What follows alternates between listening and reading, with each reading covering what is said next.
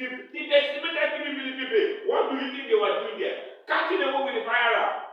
That's why I said most of the what we have had now is very political statement. They attached 3 military base. What are they attacking? They are cutting away the military arm. The question we're saying is in doing that place, if fully they work together, there are 2 levels of fighting. There are 3 levels of fighting. You talk about the terrestrial fight, you talk about the air strike, you talk about the water strike. There is no coordination. I can say boldly now before Nigeria. There is no coordination between the Air Force and the military base. Let it be told. Because what is the Air Force are for the jet fighter? You can do bombing from the up. You can do race target on the up. The surveillance and the intelligence network is highly very porous. We are all deceiving ourselves. We have military casualty. Did we have any Air Force casualty?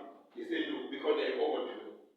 Secondly, we have civilian displacement. Every time we do civilian displacement, and when they created the IDP, and yet they give us the pressure we're closing IDP. Let's look at this report from 2021 by SB Morgan, who stated that over $20 billion were spent on security in 10 years with little impact. Now the question is Nigeria's military spending, the Nigeria's military spending, is it actually solving or sustaining this insurgency? The spending is a criminal going through criminal channels. So it is not solving the insurgency. No, it's encouraging the trade because you put in remember when the budget increases, attack increases. That is how it is. You fuel it and yet they will say arms are never involved, and yet 20 billion are gone. Yeah. All those arms did they disappear? The same arm come to the country through what? Through border. Yeah. You understand? Object to this place.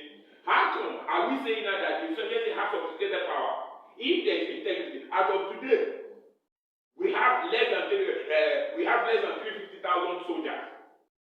Now the question now is this: we have always said that kinetic approach cannot solve the problem because the entire kinetic force is highly politicized. Everybody is coming. Look, has any change of and improve any security? The answer is no. Well, no. So in my own case, as far as I'm concerned, it is not the solving that will solve the problem. It's not even community policy that will solve the problem. Let's be frank. Good. The non-kinetic approach and the reinforcement of the vigilante, just like Governor Kaduna says, every state protect the integrity of your state.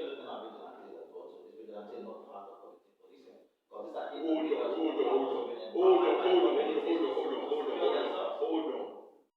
I'm saying community policing. The interface between the conventional and community policing will not allow such a thing to work. Let me be frank with you. Because the community police cannot exist on their own. They work unless you license them to carry out. Because you will have more of them. Now, the way community policing will work is that when there are 3 levels of police, when there are 4 levels of policing, federal police, state police, local government police, community police, then the vigilante. And the state police, and federal police must be restricted to only the integrity across various